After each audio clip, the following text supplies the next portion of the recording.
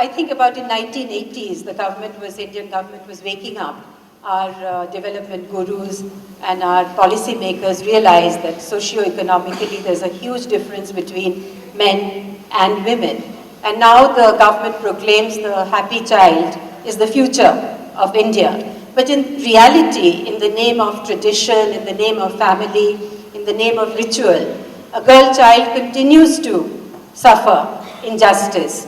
In my time, हमारे ज़माने में technology नहीं थे sex determination का, मगर अभी वो आ गया है, and the struggle of a child begins, a female child begins in the womb. First she must escape sex selection, then she faces female feticide, and if she survives all that, then there is no adequate nourishment, no nutrition, no medical care. Agar koi bimar pade to the son is taken to the hospital, not the child. The child doesn't get enough to eat, the girl child I mean. And then, of course, education is out of the question. Then she is married at a very young age, compounded with early pregnancy, and the entire cycle then is completed by sati or dowry deaths. So this we are hearing, so much, and the sex ratio in some places have come down to that extent that it is becoming a problem because the boys, brothers are sharing their wives.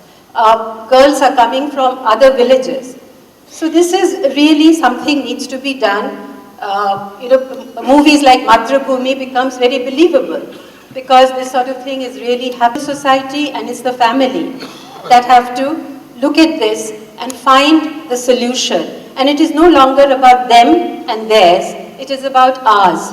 It is me, I. So we have to think in that term and do something about it. And I think the solution is education to begin with, which is a human right for every child, like a girl child needs to be born. So it is quality education, our girl children, quality education.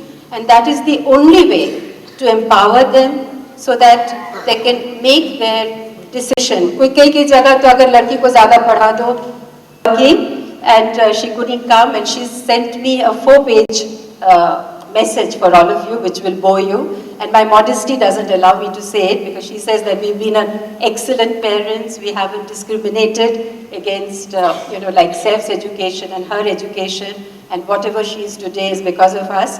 So you decide for yourself, but I'm very happy that our daughter has joined films because mere zamane mein, when my grandmother got married at the age of 5, and she had her first child at the age of 13. My mother was not allowed to go to a co-ed college to finish her BA and MA because those days it wasn't allowed. When I started working in films, people were supportive. But after I got married, I was asked on a daily basis, how does your husband allow you to work in films? But today my daughter is working in films, and she doesn't have to face all these prejudices, and I'm really very happy about that.